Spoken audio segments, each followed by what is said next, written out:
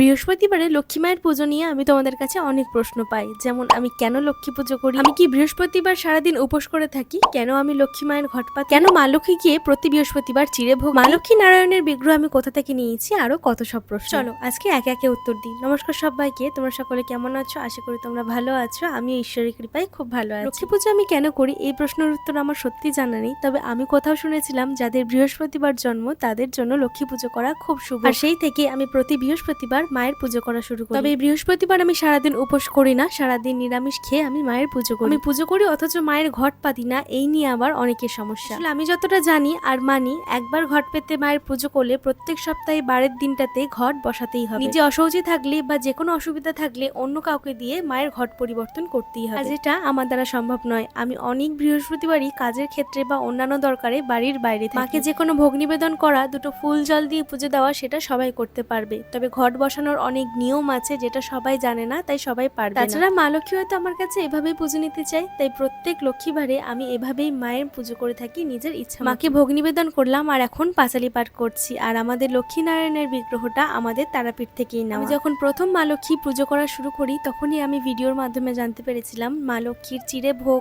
নারকেল ভোগ অনেক প্রিয়, আর সেজন্যই প্রত্যেক বৃহস্পতিবার আমার যতটুকু সাধ্য ততটুকু দিয়েই মায়ের পুজো করি, আর এতেই মা লক্ষ্মী সন্তুষ্ট হয়।